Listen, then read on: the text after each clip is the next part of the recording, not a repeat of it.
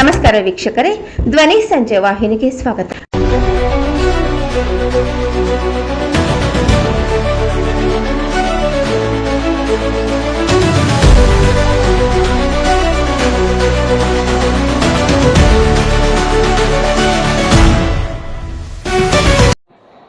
ಎಲ್ಲರಿಗೂ ನಮಸ್ಕಾರ.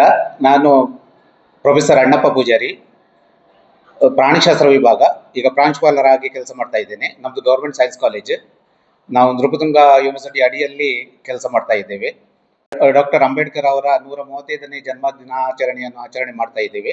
ಡಾಕ್ಟರ್ ಬಾಬಾ ಸಾಹೇಬ್ ಅಂಬೇಡ್ಕರ್ ಅವರು ಭಾರತದ ರತ್ನ, ಅವರು ಸಂವಿಧಾನ ಶಿಲ್ಪಿ, ಶ್ರೇಷ್ಠ ವ್ಯಕ್ತಿ. ಅವರನ್ನು ದೇವರಿಗೆ ನಾವು ದೇವರ ಸಮಾನ ಅಂತ ಹೇಳ್ಬೋದು.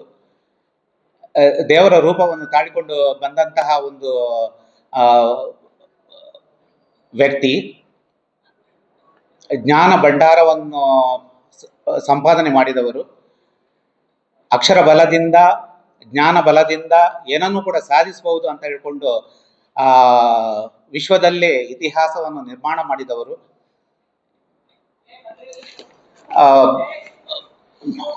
ಅಸಮಾನತೆಯನ್ನು ಹೋಗಲಾಡಿಸಲು ತುಂಬಾ ಶ್ರಮ ಪಟ್ಟಿದ್ದಾರೆ.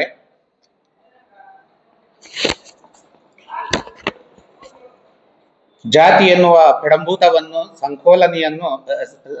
ಸಂಕೋಲನೆಯನ್ನು ಕಿತ್ತು ಹಾಕದೆ ದೇಶದ ಪ್ರಗತಿ ಅಸಾಧ್ಯ ಅಂತ ಹೇಳಿದ್ದಾರೆ. ಅಂದು ಅವರು ಸಮಾಜದ ಕ್ರೂರ ಸತ್ಯಗಳನ್ನು ನೇರವಾಗಿ ಅನುಭವಿಸಿದ್ದಾರೆ. ಅವರು ಛಲವಾದಿ.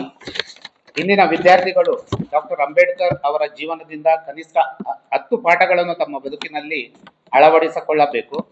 ಶಿಕ್ಷಣವನ್ನು ಉದ್ಯೋಗದ ಸಾಧನವಾಗಿ ಮಾತ್ರವಲ್ಲ, ವ್ಯಕ್ತಿತ್ವ ನಿರ್ಮಾಣದ ಶಕ್ತಿಯಾಗಿ ಕಾಣಬೇಕು.